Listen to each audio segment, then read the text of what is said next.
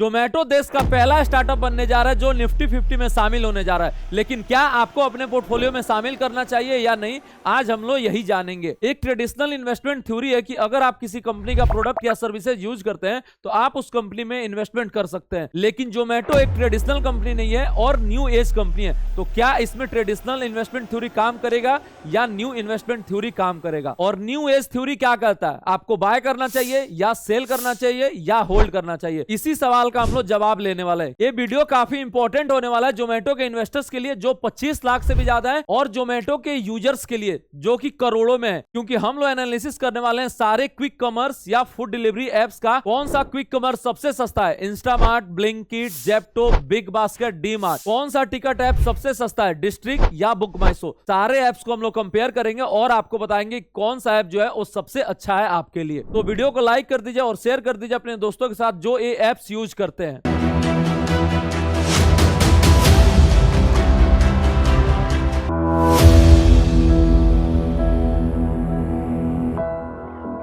Welcome to our channel CA Abhay one, जहां stock market सीखना काफी आसान और मजेदार है। आज हम लोग एनालिसिस करने वाले हैं जोमेटो के स्टॉक का। जोमेटो अब सिर्फ फूड डिलीवरी बिजनेस नहीं करता, ये काफी सारा बिजनेस करता है, जैसे कि क्विक कॉमर्स, उसके बाद से इवेंट मैनेजमेंट, देन आपका हाइपर प्योर B2B सॉल्यूशंस के लिए, उसके बाद से विस्ट्रो आ गया क्विक स्नैक्स वगैरह के लिए। तो ये काफी सारा बिजनेस में इंटर कर चुका है और सब जगह से इसको रिवेन्यू आ रहा है, लेकिन प्रॉफिट अभी सिर्फ आ रहा है जोमेटो से और बाकी सारा बिजनेस अभी भी लॉस दे रहा है। इसीलिए जोमेटो स्टॉक्स का ऊपर से काफी ज्यादा पिटाई हो रहा है, लेकिन लॉस तो पहले भी दे रहा था, तब 40 से आखिर यह स्टॉक 300 तक कैसे पहुंच गया और अभी ये क्यों गिर रहा है, इसी को चलिए हम लोग डिटेल में समझते हैं। आखिर जोमेटो का प्राइस इतना ज्यादा फ्लक्चुएट क्यों करता है। इस पूरे एनालिसिस को हम लोग 5 भाग में बांटने वाले हैं। जोमेटो कैसे पैसे कमाता है, दूसरा इसका फ्यूचर आउटलुक क्या है, चैलेंजेस क्या क्या है और वैल्यूएशन क्या है, और पांचवा सबसे इंपॉर्टेंट, क्या आपको बाय करना चाहिए या नहीं, या आपको सेल कर देना चाहिए या आपको होल्ड करना चाहिए। लेकिन ऐसा नहीं है कि डायरेक्ट आप 5वें पॉइंट पे आ जाएं, क्योंकि जब तक आप 4 पॉइंट समझिएगा नहीं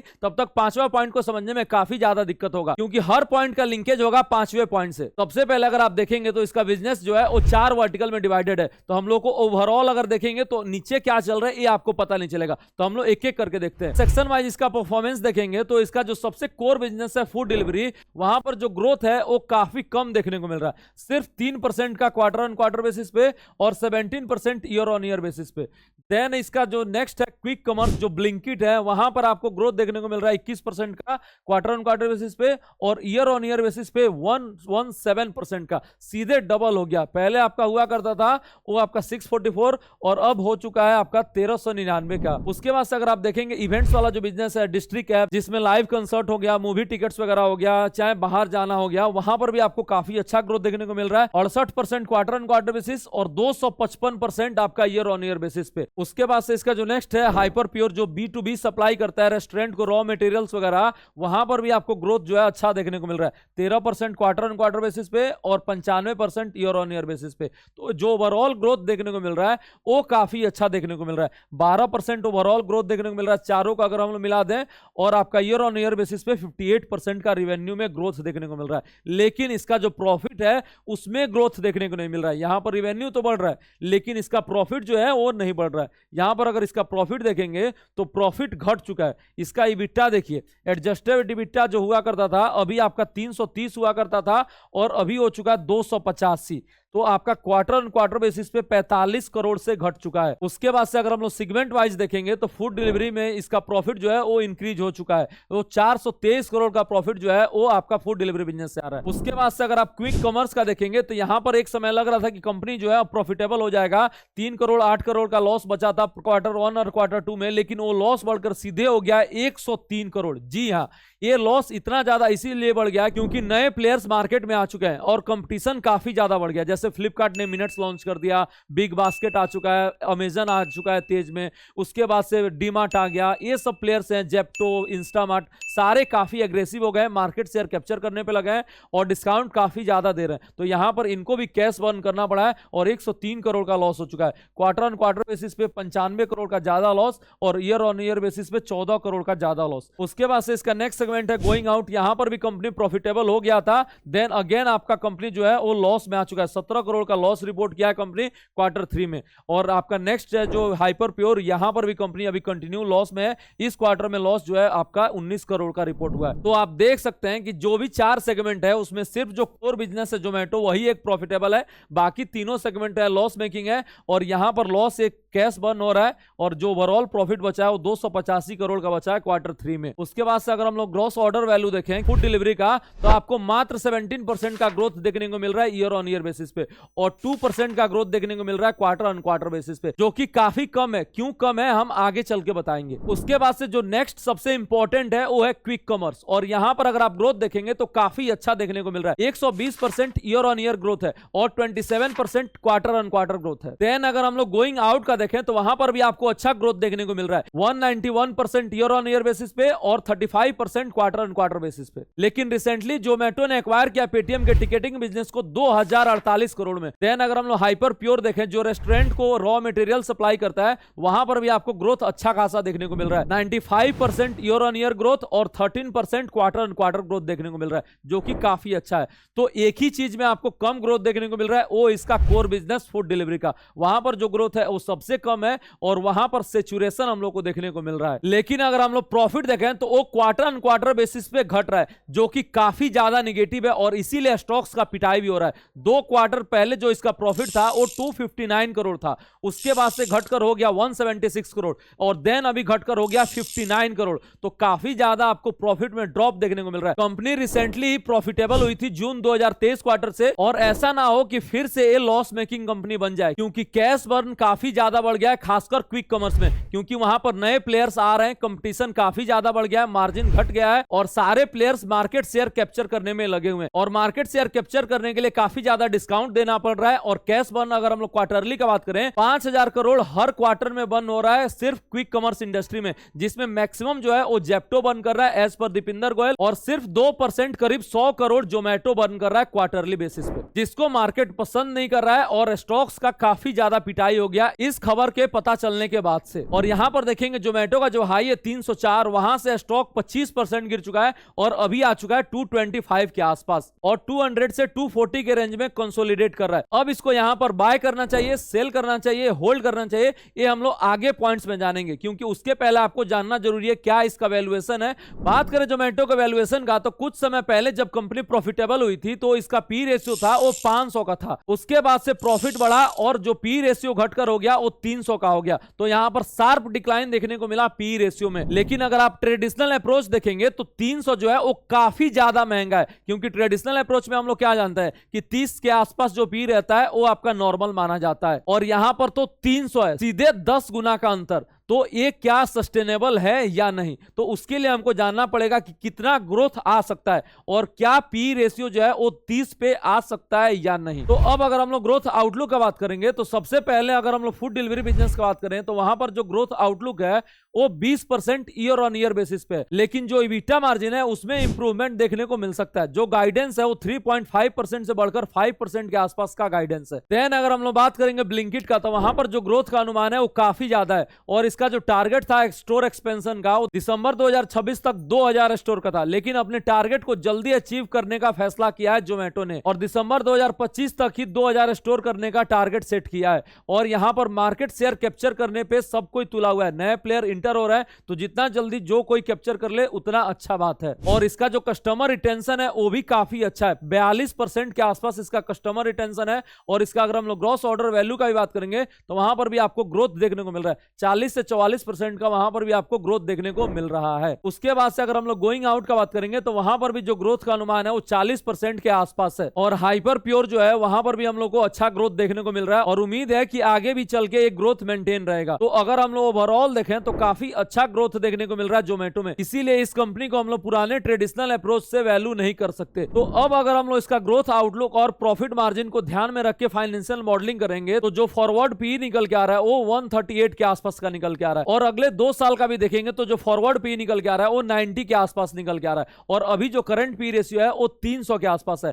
फिर भी जो वैल्यूएशन रहेगा 90 पे भी और 138 पे भी वो काफी हायर साइड पे ही रहेगा। और अगर हम लोग चैलेंजेस का भी बात करेंगे तो काफी ज्यादा चैलेंजेस है, क्योंकि फूड डिलीवरी बिजनेस जो है ऑलरेडी सैचुरेशन पे, ग्रोथ ज्यादा आ नहीं रहा है। और अगर हम लोग क्विक कॉमर्स का देखेंगे तो वहां पर न्यू प्लेयर्स इंटर कर रहे हैं, जो पहले नॉर्मल ई कॉमर्स वाले थे वो भी आपका इंटर कर रहे हैं। जैसे फ्लिपकार्ट ने मिनट लॉन्च कर दिया, अमेजन ने तेज लॉन्च कर दिया है, उसके बाद से बिग बास्केट आ चुका है, डी मार्ट आ चुका है, उसके बाद से जेप्टो आ गया, इंस्टामार्ट आ गया। सारे जो है काफी ज्यादा कंपटीशन बढ़ा रहे हैं, मार्जिन जो है कम हो गया है। उसके बाद से अगर हम लोग गोइंग आउट देखें तो वहां पर भी जो कंपटीशन है वो काफी ज्यादा है, बुक माई शो है, डाइन आउट है, ये सबसे कंपटीशन मिल रहा है। और अगर हम लोग हाइपर प्योर का देखेंगे तो वहां पर भी जो कंपटीशन है वो स्विगी से मिलता है। तो ओवरऑल अगर हम लोग देखें तो काफी ज्यादा यहाँ पर चैलेंजेस है, और इतना ग्रोथ मेंटेन करने के लिए इस चैलेंजिंग एनवायरनमेंट में सबसे ज्यादा जरूरी है वो एग्जीक्यूशन। अगर एग्जीक्यूशन सही से नहीं होगा तो इतना ग्रोथ भी नहीं आएगा, और उस समय जो वैल्यूएशन हो जाएगा वो और ज्यादा हो जाएगा। और एग्जीक्यूशन अच्छे से हो गया तो वैल्यूएशन जो है वो सस्ता भी हो सकता है, क्योंकि यहां पर क्या होगा कि कुछ साल तक कैश बर्न होगा, लेकिन लास्ट में जो सर्वाइव करेगा वो आपका मार्केट का लीडर बन जाएगा,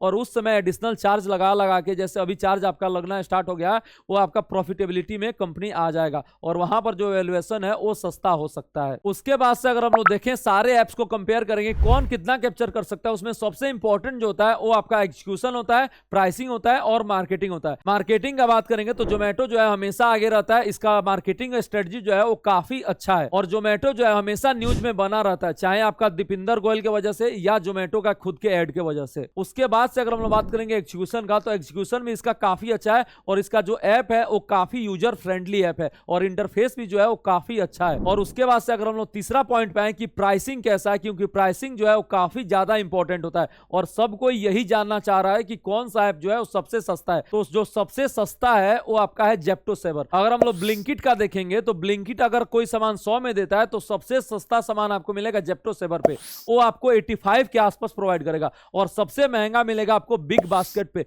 वो सामान आपको 107 में मिलता है। उसके बाद से अगर हम लोग इंस्टामार्ट को देखें तो 95 के आसपास मिलता है, और डी मार्ट का 96 के आसपास है। देन अगर हम लोग कस्टमर चार्जेस का बात करेंगे तो सबसे हाई जो है वो डी मार्ट पे 49 का, और बाकी प्लेटफॉर्म पे सेम है 10 रुपए के आसपास। सबसे कम जो है आपका बिग बास्केट पे है 6 रुपए के आसपास। तो ये था ओवरऑल प्राइसिंग, कौन सा ऐप पे सबसे सस्ता सामान मिलता है। तो जेप्टो सेवर जो है सबसे सस्ता सामान दे रहा है, क्योंकि अभी डिस्काउंट वगैरह काफी ज्यादा दे रहा है, इसीलिए उसका कैश बर्न भी जो है वो काफी हायर है, एंड देन बाकी प्लेयर्स जो है वो बीच में है। तो ये था ओवरऑल जोमेटो का एनालिसिस कि क्या अभी वैल्यूएशन है, क्या क्या बिजनेस है, क्या क्या ग्रोथ आउटलुक है, और क्या क्या चैलेंजेस है। अब हम लोग देखते हैं फाइनल पॉइंट कि आपको क्या करना चाहिए जोमेटो में। अभी 225 के आसपास चल रहा है, क्या आपको बाय करना चाहिए, आपको सेल करना चाहिए, या आपको होल्ड करना चाहिए। यहां पर अगर आप जोमेटो का चार्ट देखेंगे तो ऊपर से 25% करेक्ट हो चुका है। ये हाई लगाया था 304 का, और अभी चल रहा है 227 के आसपास। ये आईपीओ अपना लेकर आया था 76 के आसपास, और इसका जो लिस्टिंग हुआ था वो काफी ऊपर हुआ था, और दमदार लिस्टिंग गेन देखने को मिला था,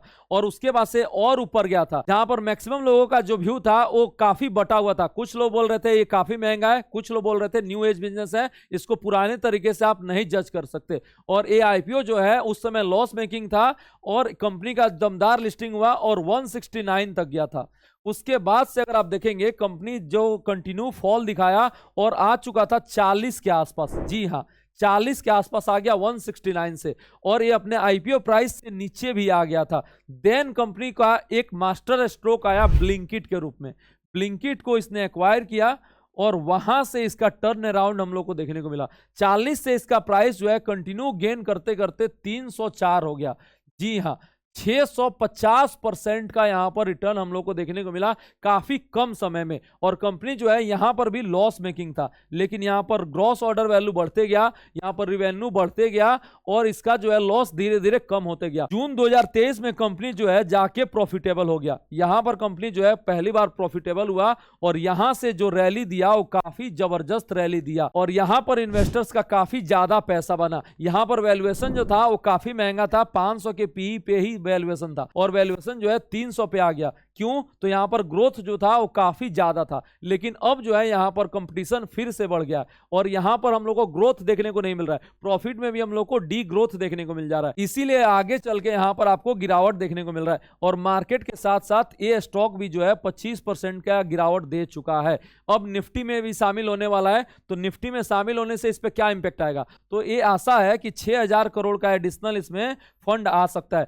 क्योंकि काफी सारे इंडेक्स फंड होते हैं जो इंडेक्स को फॉलो करना होता है और इंडेक्स में अगर आता है निफ्टी में तो आपको यहां पर 6000 करोड़ के आसपास का बाइंग देखने को मिल सकता है। लेकिन अभी जो कैश बर्न हो रहा है वो इसका एक काफी चैलेंजिंग पार्ट है। अभी वो 200 के आसपास और 240 के आसपास कंसोलिडेट कर रहा है। उसके बाद से अगर हम लोग देखेंगे ये लेवल अगर तोड़ देता है तो जो नेक्स्ट इसका सपोर्ट मिलेगा 140 के आसपास। तो देखते हैं यहां पर कि क्या ये लेवल तोड़ पाता है कि नहीं। अभी जो वैल्यूएशन है वहां पर लॉन्ग टर्म के लिए आप बाय नहीं कर सकते। तो अगर हम लोग लॉन्ग टर्म इन्वेस्टमेंट के व्यू से सोचेंगे तो काफी ज्यादा महंगा है और इन्वेस्टमेंट के लिए रिकमेंडेशन आपका नहीं बन सकता है। लेकिन अगर हम लोग शॉर्ट टर्म इन्वेस्टमेंट के व्यू से सोचें कि अगर आप लोग ऐसा price volume action technical basis पे कैप्चर कर सकें तो वैसा हम लोग का मोमेंटम बन सकता है। अगर एक बार ये 140 के आसपास इनकेस आता है तो वहां पर जो है ये काफी अट्रैक्टिव बन सकता है। देखते हैं पहले क्या यहां पर एक कंसोलिडेट कर रहा है कि नहीं, और 200 का लेवल तोड़ेगा तो काफी इंपॉर्टेंट होगा और उसके बाद से ये आ सकता है 140 150 के रेंज में। और यहां से जो अगर बेस बनाना स्टार्ट करेगा तो इसमें फर्दर जो रैली है वो स्टार्ट हो सकता है और फिर से कंपनी का परफॉर्मेंस में इंप्रूवमेंट आ गया और एग्जीक्यूशन अच्छा होने लगा